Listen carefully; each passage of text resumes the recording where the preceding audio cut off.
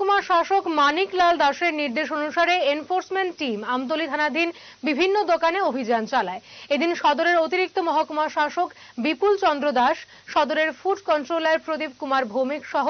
Legal metrology ও food safety আধিকারিকরা হাঁপানিয়া এবং আমতলী বাজারের বিভিন্ন মুদি দোকান এবং কয়েকটি রেস্টুরেন্টে অভিযান চালায়। অভিযান চালিয়ে রেস্টুরেন্ট থেকে 9টি গ্যাস সিলিন্ডার সহ মেয়াদ উত্তীর্ণ খাবার এবং মুদি দোকান থেকে প্লাস্টিক জাতীয় প্যাকেট এবং মেয়াদ উত্তীর্ণ বিভিন্ন খাদ্য সামগ্রী বাজেয়াপ্ত করে। যাদের দোকান থেকে মেয়াদ উত্তীর্ণ খাদ্য সামগ্রী পাওয়া গেছে তাদের বিরুদ্ধে মহকুমা প্রশাসনের পক্ষ থেকে আইনগত পদক্ষেপ গ্রহণ করা হবে বলে জানিয়েছেন অতিরিক্ত মহকুমা শাসক বিপুল চন্দ্র দাস।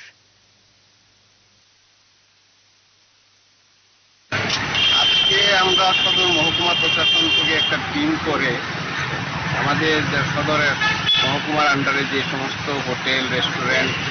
আছে এগুলো যে খাদ্যের বিষয়গুলো দেখার জন্য পরিষ্কার পরিচ্ছন্নতা এগুলো আমরা পাশাপাশি বিভিন্ন বাজারে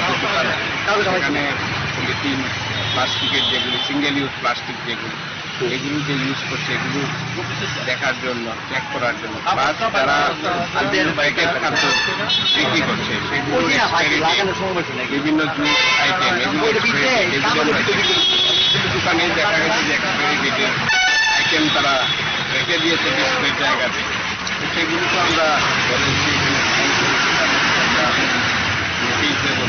পাশাপাশি হোটেল রেস্টুরেন্ট এগুলো পরিষ্কার পরিচ্ছন্নতার